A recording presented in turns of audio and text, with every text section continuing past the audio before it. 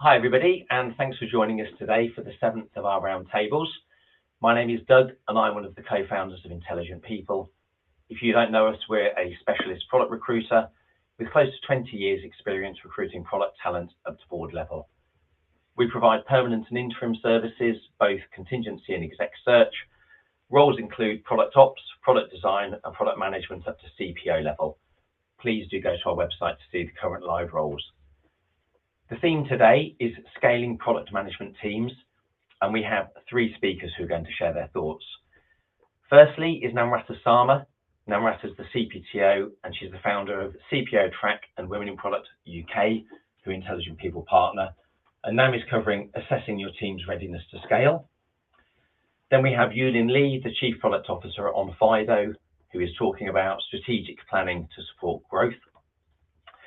And finally, we have Leanne Pitt, the CPO at Generate, and Leanne is discussing practical insights into scaling product teams. So we should have a graphic coming onto the screen shortly. And this is a bit of an intro to Nam, who's talking about understanding the readiness to scale. And it's really the business milestones that would suggest it's time to scale the product team. Typically, those are things like you're scaling for market share, you're expanding to new territories, you're capitalizing on first mover advantage, you've got product market fit and or the next round of funding, you're switching from a single product to a platform, your product's entering a possibly unexpected growth phase, or you've pivoted to being product-centric or implementing a PLG strategy. Hi, Namrata. Great to see you again. Would you like to give us a quick intro and lead the way? Hi, Doug. Lovely to see you. My name is Namrata, and I've been in product for about 17 years now. It's been a long time. I started my career as a software engineer and then kind of along the way moved into product management. I've mostly covered, several sectors throughout my career. So I've mostly done healthcare, education, broadcast media, telco, a little bit of FMCG as well. But I think education and healthcare remains two of my kind of top sectors, I think, along the way. And last 5 years of my career has been in exec roles, so CPO and CPTO roles.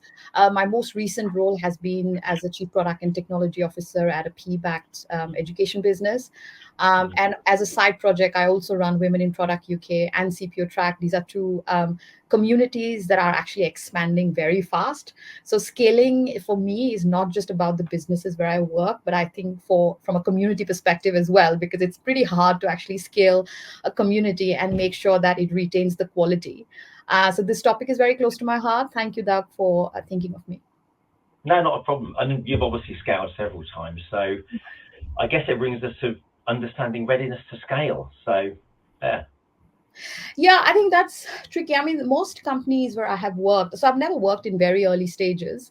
I've typically worked at companies which are kind of mid-stage, like let's say an SME business, which you mentioned, in your graphic, like sometimes companies suddenly figure out a niche area of growth. And then they suddenly decide that, okay, we need to scale. So one such company I worked, actually my first CPO role a few years ago, which was in the middle of the COVID pandemic. And it was a healthcare company that had very kind of steady growth over the years. But then suddenly, because of COVID and all those, various requirements that came, the company was going through quite a rapid growth phase. And readiness to scale in those circumstances actually can be quite tricky, because imagine for the last 10, 15 years, the company has been growing year on year, certain percentage, but then all of a sudden you have to scale up by 5x or 6x because there is massive demand from the market, right? So it can be quite tricky. And generally, people like me are brought in an organization like that at that stage, because one of my kind of specialization is also transformation. And I think when companies go through rapid growth, they want to bring a transformative leader at the C-suite who can really change the game for them and probably change the game in a short span of time, if possible. And that can be really, really challenging. So I would say when it comes to readiness to scale, you look at different aspects of the business. You look at what's the vision of the business. So what's the vision? What's the mission? What's the business strategy that this company is pursuing? What's the North Star of the business? Now, if you're lucky enough that the company has all these things sorted out, then you kind of start thinking about the product strategy, vision, and then, what you should go after. And then the rest of it is obviously, we'll talk later about it, about the people, processes, systems, and things like that.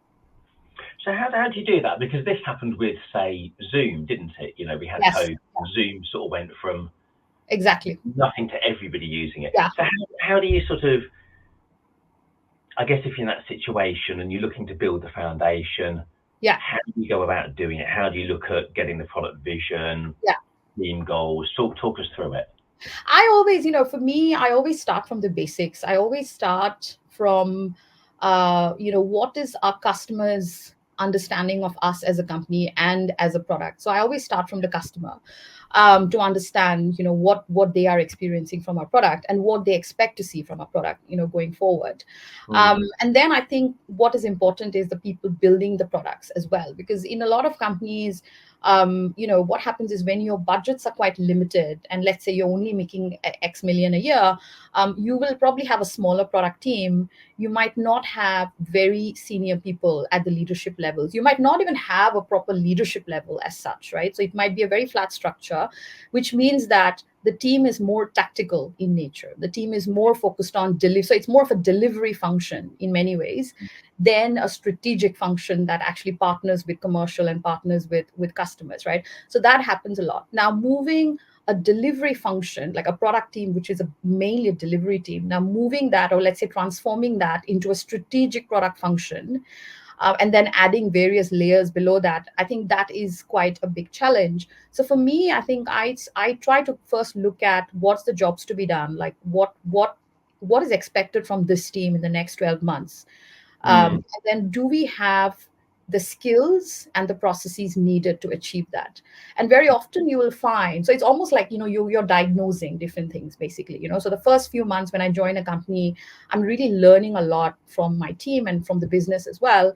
And you will find gaps in terms of skills. You might find gaps. You will definitely find gaps in terms of processes, for sure.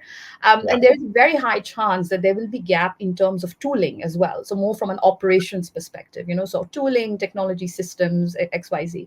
And I think these are the three pillars, right? People, process, technology. I think these are the three pillars of how you prepare a company, any company really, to scale. So you have to start from the basics. And then you need to understand that when you say scaling, does it mean that we have a product team, or let's say a product and tech team of 20, but we need to be 200 in 12 months' time? Is that what you need? Or is it because you want to tell the world that that's what you want to achieve, because then people will think you're doing very well as a business, because there's two ways of scaling. So for me, I think it's not only about the number. It's not about, oh, we are growing 10x in terms of people. It's also about what are we going to deliver, with a team of that size, and do we need that many people to actually deliver something? Because from my experience, I've led teams of thousands of people. I've also led teams of, like, let's say 30-40 people, which is quite small. And I will be honest with you, sometimes smaller teams, modular teams, can deliver way more than very large teams. So you need to be very mindful, I think, when you're scaling a business, how much you want to scale and how fast you want to do that. How important are things like leadership and the board buy-in then when you're setting this sort of vision and strategy? It's very important, and that's what I mentioned about transformational leadership, right? Because I feel like when a company is going through a mega kind of a growth spurt, in a way, like you mentioned Zoom, that's a great example. I think that's when you kind of need a transformational leadership in the company, because what worked for you in the last 10 years might not work for you for the next 10 years, right? So I would say the transformational element is very important in the leadership. So you need to be very mindful about who you're bringing to this organization. I mean, honestly, if I was, if let's say if I'm a company making 10 million revenue or something, and my goal is to make 50 million in the next 3 years or whatever, I would probably bring somebody who's worked in a company that has worked in that size of a business. So let's say 50 million plus or 100 million plus, because they will know the systems, processes, whatever is needed, the infrastructure needed to grow a company to that level. So I think the leadership change is very often seen when a company is scaling, and very rightly so. So I think that is very important. Similarly, in the board as well, I think it's great to see people who have worked or gone through that phase of growth, because they can, they can help you with nuggets of information or things that they have done, things that have not worked, for example, which I think is golden. It's worth in gold for you when you're trying to scale a company. So I feel like the profile of leadership that you bring in the business is very important. And also you need slightly, I would say, kind of courageous leadership in a way, because this is also a massive period of change for the organization. And even for the people, so let's say for the PMs, designers, developers, there are a lot of people who like working in a small business. That's their sweet spot. They might not want to stay in that business if they know that that's going to become a large business.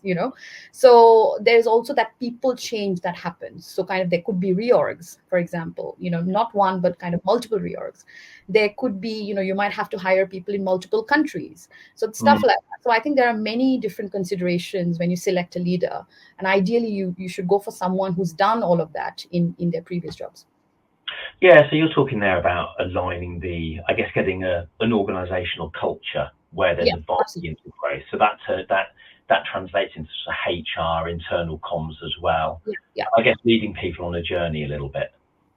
Yeah, it is a journey, and actually the people function sits in the center of it. I think it plays a big role. And to be honest, most of the transformations that I have done or scaling journeys that I have done, actually the chief people officer has been my twin, almost has worked with me hand in hand, because whether it is about hiring new people or in certain cases exiting people, because you just have to change the design of your organization. You have to work with the HR organization ultimately, because you might have to change the way you do appraisals. You might have to change your performance management, for example. I mean, a lot of companies, when they are small in size, you might not have very clear performance management frameworks. I mean, I have seen companies that they don't do proper appraisals, for example. There is no mechanism of having yearly, increase in salary or whatever. Like there's no grading system, for example, right? And when you're small, you don't think about all that because it's too corporate, right? But then suddenly when you find yourself as a business making 100 million plus revenue and suddenly you're like 500-600 people, you have to think about all that, because there are different levels in the organization. You might bring a junior product manager in who might have ambition of becoming a senior PM in a few years' time, and they will ask you, how do I become from a junior PM to a senior PM? What's the journey for me here? How many years do you think it's going to take me? How should I reach that level? And as a leader, if you don't have answers for that person, you basically failed your people. So it's very important to get those structures in place. I think that's like the groundwork that needs to be done if you're really planning to scale as an organization.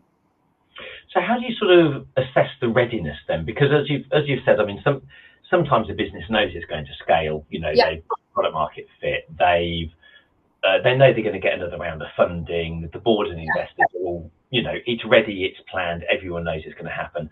But again, sometimes you have this Zoom scenario where growth happens to the business, and it's like, okay, we need to, we're on the coattails here. How do you go about like assessing readiness? What are the processes you have to kind of go through? I think the process is like, I do like an audit. Generally when I'm brought into a new company, I generally do like a skills audit. To figure out like what skills do we have in our team and what skills do we actually need to reach from A to B. Similarly, you might want to do a systems audit as well, like what infrastructure, what systems do we have to support that type of scaling journey that we want to achieve. And I think most important is the ambition of the founder, of if it's a founder-led business or the CEO or the board, because honestly, and this is something I really appreciate as a chief product officer when I'm brought in a company, is how fast do you want me to go? How many, so what is your ambition as a business, right? So if you're a 50 million business, you want to be 100 million, fine. In how many years? You want to achieve that in 2 years or 5 years? Like, what's your growth strategy? And how would you achieve it? Because honestly, sometimes I feel that some businesses almost over promise themselves, and then that leads to failure, because you set up these impossible goalposts for yourself, which really stresses out not just yourself but your entire staff. And actually there are examples like that of companies who've scaled very fast and then failed There are certain companies, I mean, I won't name names here, but there are companies during the COVID era, and that's actually a great example, where they suddenly, became 5x, 10x in size because it was almost a fad during that time, for that company, and it became very important. And then at the moment, those companies don't exist. Can you believe it? And it's been only 4 years, So I sometimes feel that the speed at which you want to scale is very important, and also having that. I mean, as an exec team and a board, we also need to be very honest about. Do you really think it is possible for you, a business with the kind of products you have? Do you really think you can hit that 100 million revenue mark with the product portfolio you have, or do you think you have to diversify into different markets, or maybe different sectors and things like that? So I feel like that adult conversation needs to happen as part of an exec team and board. So a lot of work needs to happen at the top level. And then you need to then figure out, you need to get the buy-in from your people ultimately, that look, this is the vision for us. This is how we're going to achieve A to B, or whatever your goal is, right? And these are the actions that we need to take to achieve this. So kind of slicing and dicing it, that we have a 3-year plan, right? And every year, this is what we want to achieve, and this is how you're going to achieve. I think people love the clarity, especially from the leadership team. Yeah. So I think, I've always had product teams who love the clarity from me. And personally, I like the clarity from the board, because it's the board's mandate ultimately. So I feel like there is that domino effect, if you can do it well. And I've also seen the other way around, where you're not clear, that you want to do this, but you're not clear how you want to do it. And as a result, there is frustration in every level of the company, because nobody knows where the company is going. Yeah, it's interesting that you're sort of assessing upwards as well as downwards, so to speak. Assessing, has the founder actually thought about this? Do they have the appetite for it? Are they going to be ready for it? And maybe do they have the skills for it, or do they need coaching as well? Yeah. So what are key indicators then for, when is it right to scale? Because as the CPTO, you're kind of at the heart of that, right? So how do you know? How do you know when you're ready? So well, my recent role, where I had 6 vice presidents reporting to me, so very senior team, very mature. And initially, of course, it took time to build a team like that.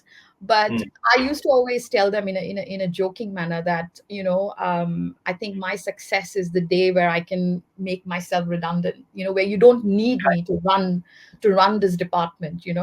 I think that for me, that is success for me. Like, that's a success KPI for me in a way, because ultimately you need to build a department, and it's not just for product, by the way. It could be a sales department, it could be marketing, but you got to build a department which operates like a well-oiled machine, where you have clear processes, clear guidelines, clear ways of working, and clear and fast decision-making strategies and processes, so that you don't need the boss to approve everything, or to kind of look into every single thing. So I feel like, again, enabling your people, kind of empowering and enabling your people to be able to make quick decisions, so that you don't become the biggest blocker. I think that's very important, because I've also seen situations where I have become the blocker at one point, because everything was waiting for me to approve. Because it happens, right? If you're too centralized in your decision making, and if every single thing has to go through you, then you become the biggest blocker. And everybody's waiting for your approval, and you're so busy that you don't have time to even review that one pager. So I feel like it is about delegation in a gentle way, but it's also about the right time to delegate, and hiring people who you can really trust, who are mature enough to go through that journey, so that you can scale in a way that it doesn't break the system. So for me, I think that is very important. So the maturity, I think, of the team is very important. Got you. Okay, well, I think the final thing is, what would you say, and what's the biggest challenge or pitfall of doing it at the wrong time? So either scaling too early or too late. Well, early in my career, mid-career, I think, I have been in businesses that have grown from 50 to 500 in 6 months. Wow. So I would say, don't do that. I think that, and we've seen such examples in the UK, but also obviously in the Silicon Valley, probably many times. I think it is better to learn to walk first, and then start running, and then start flying, rather than moving from walking to flying, So I think step by step, I really believe in that that organizational design model that I studied back, when I was doing my MBA. I think it's the Griner's model of organizational life cycle. It's just like a human life cycle. You kind of grow from an infant to a toddler to so the Griner's model, if I still remember correctly, and please check out, the audience. The Griner's model is one of the first models we learn in the MBA class. I hope that's still the case for whoever is studying now. But that gives a beautiful picture of the organizational life cycle and the evolution of organizations, right? And what are the pitfalls at every step? What are the challenges, but also what are the opportunities that organizations have at every step in the life cycle? So I kind of go back to that, and I'd love to kind of whiteboard it again, because I think that's the basic. That's where it all starts. So I would say for any company trying to scale, try to avoid those pitfalls if you can, and probably follow that framework. That's super useful now. Thanks again. I think that kind of wraps us up, but we'll put a link to that model probably on the YouTube thing. And again, thanks very much for your time. I can put it on the chat as well. Yes. That's brilliant. Thank you so much. Thank you, Doug. See you soon. See you. Bye-bye. So next up we have Yulin Lee, the CPO from Onfido. Again, we'll be having a graphic coming onto the screen shortly. And Yulin's going to be talking about the strategic planning for scaling. And again, generally speaking, this is a little generic. There's 4 steps to helping scale the team. You have to make the case for the investments. You have to define the roles and the structure. You then have to scale the processes, obviously, and you have to build a product-led organization or it's not going to work. So Yulin, perhaps you'd like to introduce yourself and just give us a quick snapshot. Absolutely. Thanks for having me. Hi, everyone. So I'm Yulin Lee. Until a few weeks ago, I was the Chief Product Officer at Onfido, which is an identity and fraud software as a service company. We were VC backed and we recently exited to a US security company called Entrust. I was there for 7 years, so lots of roles. I ended up leading the product and design and strategy orgs, but along the way, also looked after strategy, corp dev. Okay. Well, we're going to bring Yulin back later in. That was a bit of a tech issue there. Leanne, normally we would do a bit of an intro. I think we're looking with you the rules of effective team scaling and the such. And thank you for sort of stepping in at short notice here. But you're going to talk about some practical insights into scaling products teams, aren't you? So we'll give the graphic a quick miss because we're here now.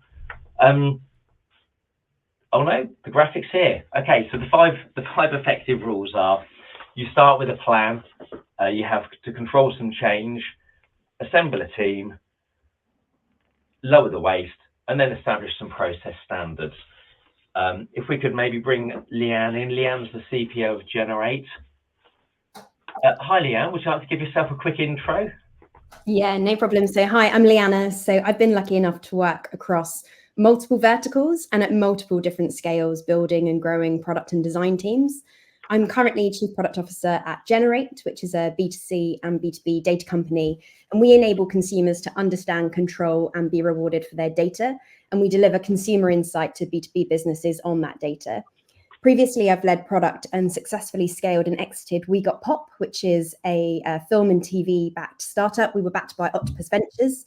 They were a relatively small team when I joined, but following their growth and then acquisition by a kind of PE-owned corporate, I moved into the role of SVP of International Product. And I led product strategy there through globalization and further acquisitions. So that was really a huge, huge growth journey where I scaled the team multiple times as the needs of the business evolved. So my experience spans from complete 0 to 1 in startups, all the way through to leading large distributed teams kind of globally and scaled organizations. So yeah, thank you for having me. Really excited to touch on some of the learnings of those moments of acceleration. Yeah, I mean, well, thanks for the intro and thanks for being here. I mean, the obvious question one is, where do you start? Where do you start with scaling then? Yeah, so let's say you've figured out product market fit. Let's say it's, at least in a core segment, maybe you've hit your first couple of million in ARR, maybe you've raised a meaningful round, or maybe you've just been acquired. The first question I would always have is, what is the mandate for scaling? So is this about growing for growing's sake? Nam touched on this, but kind of is a round burning a hole in everyone's pocket, maybe like it was in 2021?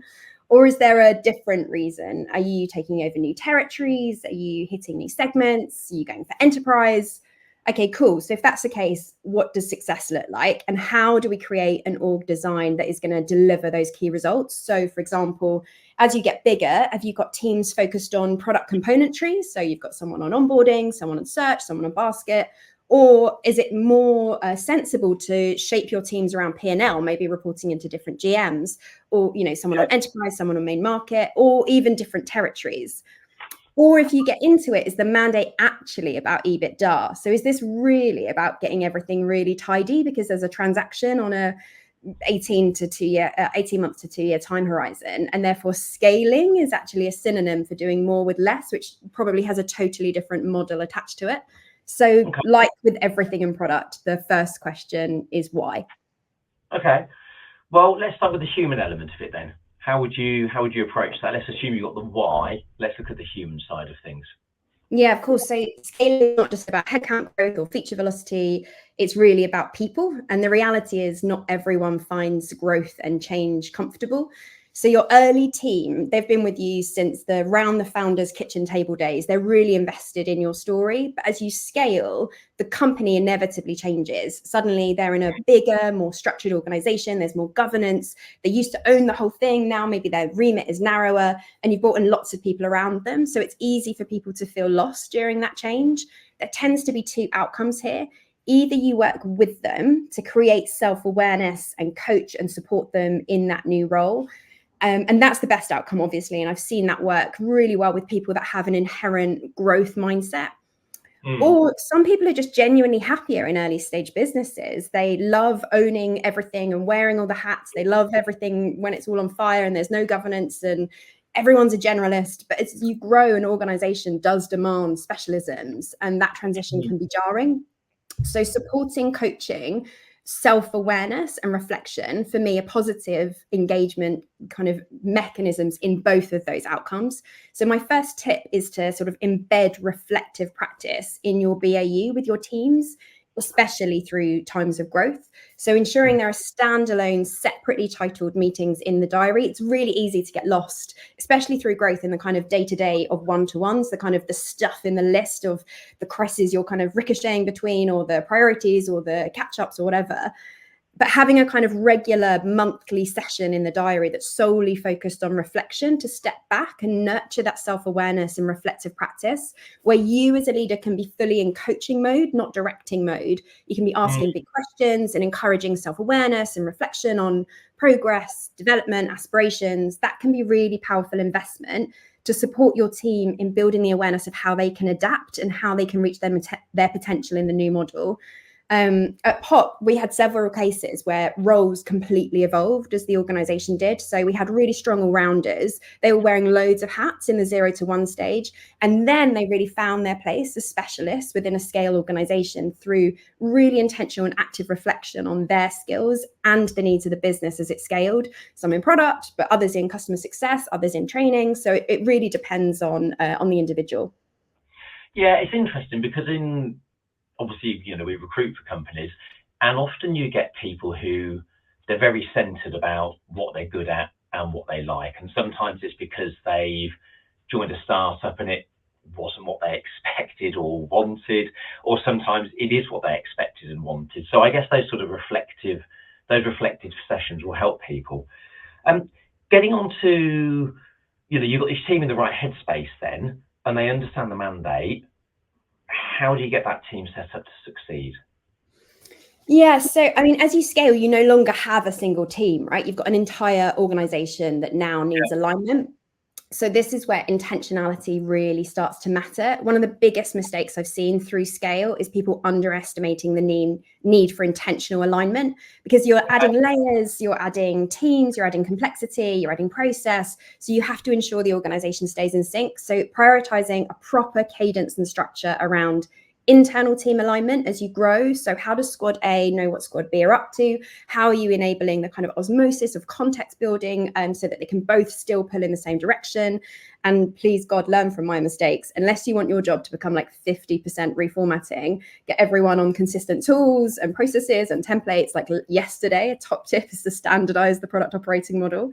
And you also need to codify the external alignment. So I guess my third tip is to be really explicit in partnering your team off with counterparts in other teams. So marketing managers, customer success managers, salespeople. So-and-so is your key stakeholder. I will be seeking 360 feedback at your next review. Do you have a one-to-one set up? What's the cadence? What's the agenda? What are the feedback mechanisms?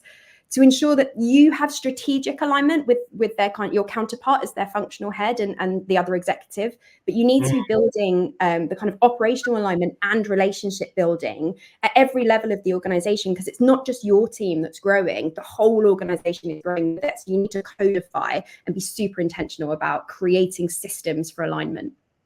Yeah, this ties into the sort of the growing role of product operations, and I like the term intentionality, because from the outside looking in, sometimes it can just look like a business is sprinting, but just sprinting nowhere fast sometimes. So I guess if done properly, you do get that cadence and you do get the alignment. So as you do this sort of thing, and as you become more, I guess, operationally focused, how do you protect innovation? So scaling can kill innovation if you let it. As roadmaps are growing longer, the pressure to commit to delivery mounts, and it's really easy to fall into the trap of becoming a feature factory. Everyone's kind of pushing for dates, maybe a whole new layer of stakeholders. It's a really slippery slope. So one model I really love, and I guess my next tip to protect innovation, is as you're scaling the organization, you can split your org design and squad structures around what's called the McKinsey 3 Horizon model, McKinsey as in consulting firm, to protect some of this. So in this model, you've got Horizon 1. In Horizon 1, you're optimizing core business. These are the products that have strong market fit. These are the revenue you're delivering today, and this is about operational excellence. Horizon 2, this is the big bet. These are the emerging products. These are the big bets that the whole organization is focused on. This is where a lot of governance is. Your CEO's energy is here. This is kind of the big bet for the next big thing. And then you've got Horizon 3, and that's the next piece of innovation. So that's totally new revenue. It might be a new territory, a new product, a new segment, a new proposition, but it's totally new. And the benefit of splitting resources here is that innovation actually happens. So I've learned the hard way that in pretty much every company I've worked with, if you're trying to get Horizon 2 people that are owning that outcome to also do Horizon 3 work, it's really, really hard, because it never gets to the top of their list, and nor should it, because if they're owning the KR that is like next year's revenue, they should always be prioritizing that, and therefore innovation can often slip. But if you're ring fencing it, it can really give it the focus that it needs. But the thing is, you can't manage all 3 of those horizons in the same way. Horizon 1, as I said, it's total operational excellence. Horizon 2, you need that kind of balance of scaling and experimentation and real alignment. But Horizon 3 needs total entrepreneurialism. It is new by nature. And each horizon, you need to kind of have conscious decisions of the investment you're putting in it. So previous models I've played with are sort of 15, 20% Horizon 1, 50%, 60% even on Horizon 2, and, sort of around 30% on Horizon 3. But it's very org and context specific. You would play with those ratios. But the people you need owning those teams can vary greatly. So some people are genuinely brilliant at Horizon 1 stuff. They are like, global compliance rollouts are their bag, or like they love a big CRM integration, a big ERP. Like they are, the safe pair of hands that are just going to nail it. But, totally different mindset when we look at Horizon 3. These people might be people that, love working in weekly sprints, because 2 weeks is just too much change. They can't commit to 2 weekly sprints. They want to spend all their time in consumer discovery. They love kind of that crafting of propositions and nailing a new piece of insight that changes the game. But that level of reactiveness, that's going to make Horizon 1 people wake up in a cold sweat because they can't plan their roadmaps. So it really depends on the mindset and experience of the people that you've chosen, because you have to make really hard choices in structure as you're scaling. Everything's a trade-off. You've got choices like, as we touched on earlier, do you arrange around product lines, verticals, geographies, segments? Do you have your team in one location? Are you spreading them globally in multiple locations? Are you having a chase the sun model? Do you keep all the team in-house? Are you outsourcing some of the functions? Are you moving to a hybrid model?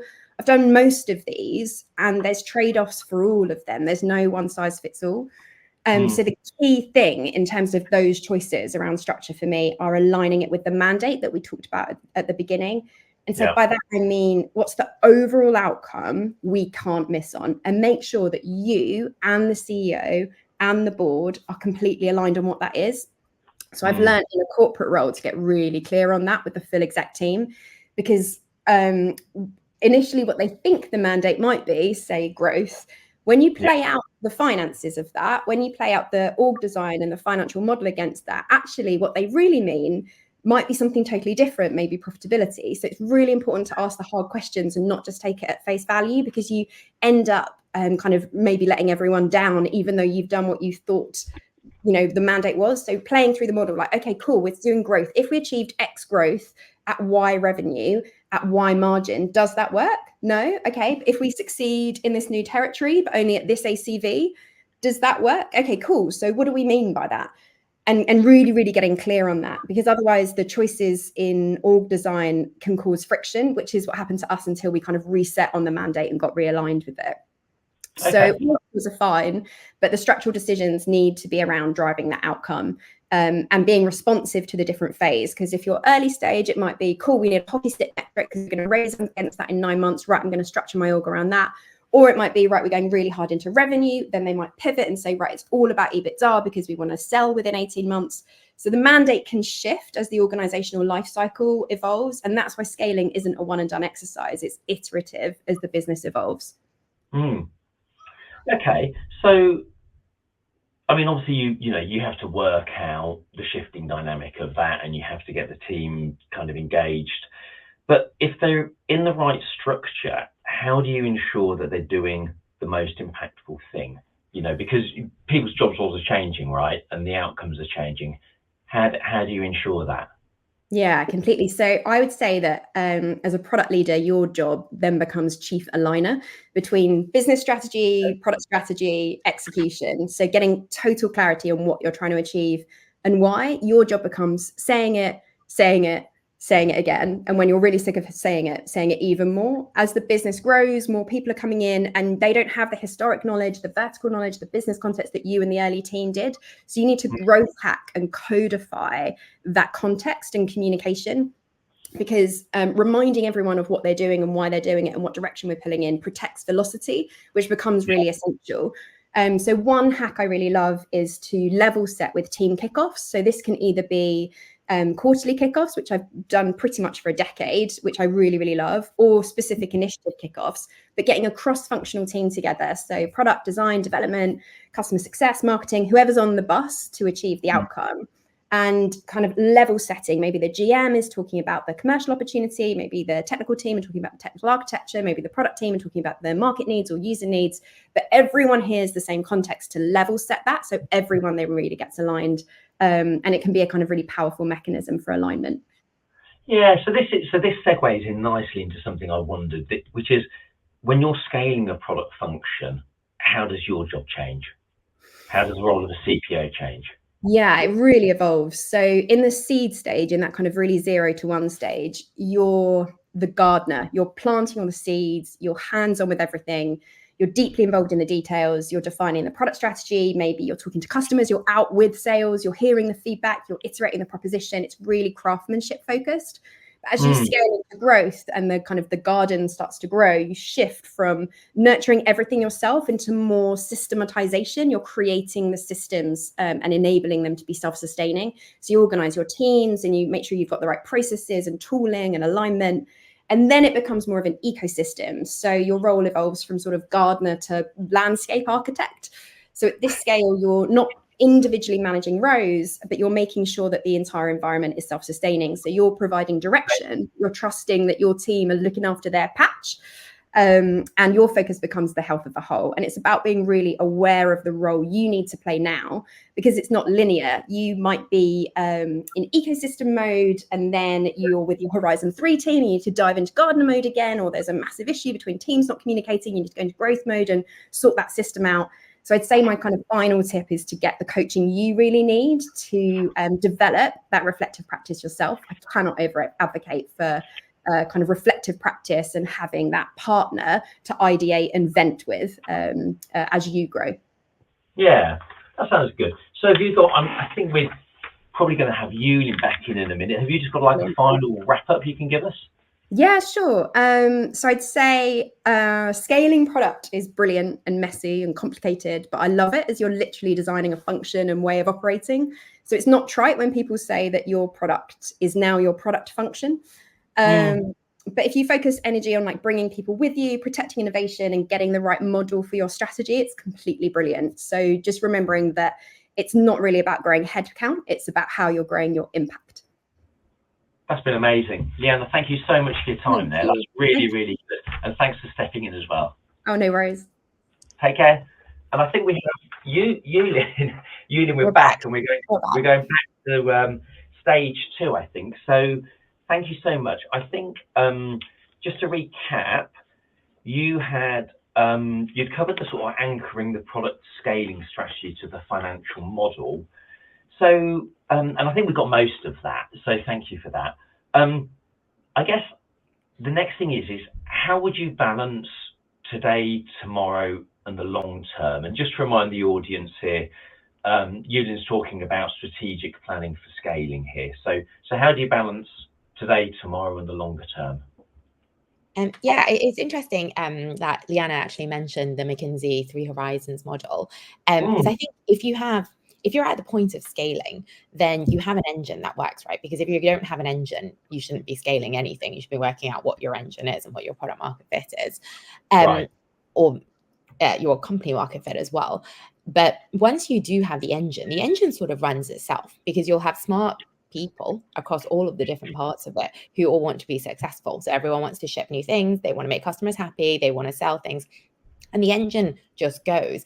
And I think as long as you've set up reasonable product discipline about how you operate, then actually a lot of the today stuff will just happen. It won't be perfect. And yes, some of it may feel a bit factory-esque, but today is actually in some ways the easiest. And today is also the one that's easiest to make the business plan for, if you remember your chart, because that's the one where you can link up to customers that are asking for it. You can put a dollar amount on it. And today starts sucking up a lot of the space and a lot of the air in the room. Now, the issue is then, what do you do with tomorrow and what do you do with the future? And this is the Horizon 2 and 3. So I've done this a lot of times as I was reflecting on doing this talk. And the truth is, new is really tricky. Like, there is no magic bullet, because if there were, I think corporations would be a lot more innovative and a lot more successful and will have built into their second product lines, third product lines, and so on. And as I was reflecting on ways that I've gone about it, the first time I did it was very disruptive to the core business, not in a bad way. It was just a completely different way of doing it. This was in e-commerce and required a whole end-to-end supply chain, customer experience, logistics, entirely different. And in that way, I was GM with my own budget. I was like, me and my team were a little startup almost, but we needed the support of the org. And then as it grew, we sort of got merged back into the org. There was a lot of tricky dynamics with regards to that as well. But we had a lot of momentum because we were a small team growing really fast. And then the core business was already scaling in its normal day one way. So that's first time. The second time, actually, we tried to do new things, but it just didn't. Also was a bit of a GM structure, but it moved down the priority list, and actually the whole business plan changed and became something else. The third time also was on the side in some ways, like from the core engine. We incubated it end to end until it was a bit more mature. So this was an international expansion piece, and then we can then pass it on to the sales engine. Whereas if you pass it before then, you would have just been wasting a huge amount of time on lead gen and distractions in markets. So that was also incubated. The fourth time, also did discovery, a lot of discovery. And actually what we discovered was that there were no easy moves for our second product line. And actually that would require, how we go about it required a complete different shift in thinking as a company strategy. And that wasn't a product decision, that was a company decision. Obviously we did a lot of the research, and it wasn't a strategy decision either, it was a company decision. Fifth time, we actually then tried to do something different through M&A. And the M&A didn't work out, but for other reasons, Mark was very frothy. We ended up then carving out a team, like what Leanne was saying about ring fencing, and then that team built it, and that was quite successful. And then the sixth time was in a matrix org. Lots of people management, lots of change management, a huge amount of discovery, bringing together two completely different groups of customer geographies, and trying to bring that together. And even just discovery alone, to even get to the point where we can define stuff, took at least 6 months. And so actually required a lot of buy-in from very senior executives to give us the space to be able to do that. So there is absolutely no magic bullet about how you do that. But I think what is important is actually carving out the breathing space to do that. Now, there are differences as well, though, because if you're at the inflection point of your first product, depending on what kind of industry you're in, you may or may not actually want to go straight into a second product line, right? Maybe that's actually really distracting, and you want to scale your first product enough, let's say into mid double digits, whilst you then you can actually afford to fund. I mean, life has been very different at different points in the last 15 years in terms of funding. But I think if you were looking at it today, then you want to be quite secure with your core product. That said, you might also be in an industry where you don't have those choices because your industry is much more volatile, much faster moving. Maybe it's been disrupted by AI, and then you have to actually move much quicker. And so there is actually no playbook about how this is. There are lots of different dynamics. And I think that's what makes it makes strategy and product so interesting. Yeah, I think so. It's interesting. We don't really, when I think about scaling product teams, I think about sort of, almost organic growth, hiring, getting people on. But and I know we're going slightly off piste here, but on the M&A side of it, have you been involved in that? And is that, because obviously that's a super quick way to just buy another business and kind of smash the products together. Is there any sort of key tips you'd give people or challenges to that in particular? Yeah, I mean, M&A outcomes, right, are a whole spectrum. You've got fantastic M&A outcomes. Look at YouTube and Instagram, phenomenal. And then you also have these stats that say 80% of M&As are not successful. Though apparently that's may or may not be true, but let's even say more than 50% is still a lot of money, right? That's been wasted. And a lot of distraction, a lot of time. So I think this comes back to what we were saying earlier, which is having those difficult conversations of why are we doing M&A, and being really clear about why you're doing it and what the success criteria are on the outset, and how, and then being able to communicate that. So you can imagine if you're number one in country A and country B has a competitor, and actually it'll be very hard for you to go into country B, or you'll have to spend a lot of money. That could be a perfectly reasonable thing to do if you're about okay, the two of us merge together. But then I think before going into that, you need to have quite a lot of clarity on okay, so who how long are we going to leave them? Are we going to run them separately? Whose platform are we going to use? What are people? Are we all going to migrate onto the same systems? Do we actually even have the same culture, etc., etc.? Really doing that up front is not. So ironically, at the beginning, I was you need to understand the finance, but actually beyond that, now M&A is not just about the finance. I think historically you could be much more financial about it, and you can see that with a lot of PE roll-ups where they've taken 6 different businesses that each have their own customer set and their own product platform and their own everything really, and then put it together, added the numbers up, and suddenly you've got 6 times the size of the business that you had. The issue with that today is that platform is such a pain to innovate on, and you will then need to spend 2 years and a huge amount of money, if that's the direction you want to go in, to re-platform, bring it all one so that you can actually do anything with it. So it really depends. I think the key bit is, if I sum it down, it's being really honest about what your situation is and why you're buying this company and what the situation is with them as well, and having those assumptions really clearly spelled out with buy-in across the whole entire exec team, and then you have a better chance of success. So you've mentioned buy-in a lot. What about comms? Because you've mentioned comms a lot as well. How do you navigate all the different communication channels you have to have as part of a strategic plan? Definitely. I think one of the most painful moments, I think, for any company, country, anyone, right, is if someone's what is the company strategy? And people aren't clear. That is incredibly painful. And I've been in those situations because it's actually much harder to have a really good strategy that's very clear, that's well communicated, plus all the parts. I think when most people think of strategy, what they're actually thinking of is a list of things you have to do. But that's not the real strategy. There's a brilliant book about this called Good Strategy, Bad Strategy by Richard Rummel. And he's like, actual strategy is, what is this? What is the diagnosis? What is this kernel? And therefore, what is the coherent set of actions we're going to put together? Not just what is the list of things or what are my goals or so on. And I do think actually getting to that is incredibly hard. And depending on which stakeholders it is, requires completely different conversations. So obviously, with the board, like that's a governance thing. And they're acting at quite a high level. And the board actually, in general, aren't thinking, how does this affect me, right? How does this affect my comp plan? Or how does this affect how, like, what events I need to go and do marketing at or so on? So that then needs to be done on quite a strategic level, obviously really backed by numbers, very transparent, like showing where the operational leverage is, the revenue growth, the efficiencies, et cetera, and linking that back to the vision and the strategy. But at the same time, communicating at quite a high level because they don't know or they don't spend time in the weeds of your business. And so, and I think the important piece there for me is like transparency and consistency. I think what boards do not love is you changing the goalposts every quarter and reporting on slightly different metrics, and hence they're really confused on either were you actually making progress or not. So that level of, like, I guess, trust, honesty, credibility. So at the board, it's completely different when you're communicating to a sales org, especially if you have a field sales org where you have hundreds and hundreds of salespeople who are motivated to go out and like make lots of phone calls, go out and like meet people, go out. It takes a lot of energy, I think, to do that. And I have a lot of respect for sales in that regard.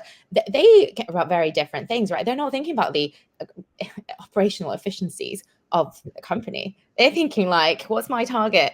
Or, what's the group of accounts that I've been given and how am I able, like, what's interesting to them? How can I communicate that? Do I have materials? Like, are you even organizing webinars, for example, that like I can invite my clients onto? And that's very different then, like from customer success. That's very different from the finance team. And actually, the other side that you have to do a lot of communication and buy-in with is the R&D org as well, like the product and engineering team, to feel really motivated about being part of this. And because it's not it is a stereotype, but they want to work on interesting, meaningful work. And regardless of what it is that they're actually working on, they need to at least believe it's and feel like it's somewhat interesting and meaningful to be able to actually make great software. And so each of these require actually different storytelling. And I think I've seen people get lost with one. Like, so how you would normally maybe communicate with the investor, those words you then bring into a company all hands or a engineering all hands, and it just doesn't resonate in the same way. In the same way of what you might say to engineering, you don't necessarily like, it's not that you're selling a different story to sales, but I think you need to think about what would they care about and how would I motivate different people. And I think as Nan was saying at the beginning, if I recall, she was talking about you actually have to work very closely with HR and marketing and internal comms on this, because we all know the language that investors and the board want to hear is very different to the language that engineers want to hear.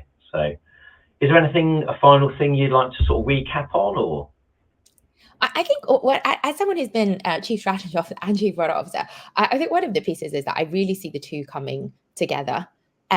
Especially as product, like the CPO role or CPTO role, or depending on how the CGO role, it's evolving. And hence the skill set therefore actually broadens. And coming back to what we were saying before, actually having familiarity with the classic strategy things as well as the product ones, the financial ones as well as the product ones. One of the things that I've been playing out in data right now is that actually going from product into general management or COO or CEO is actually a much more common route than it was before. But that's partially because of the role expanding, and then partially because of the skills that people are learning or bringing into that role also expanding. So I think it's a super exciting time to be working in product and scaling. Yeah, thank you. I mean, that's been really, really good, Yulin, and I think we're probably out of time now, but thanks so much for coming back into us as well. And your own insight was really, really good there. For everybody, we will have this streamed on YouTube as well, I think. And if you'd like to find any more information or look at any vacancies, go to our website at intelligentpeople.co.uk. I'd like to thank all three of the speakers and the audience as well. Thanks again all.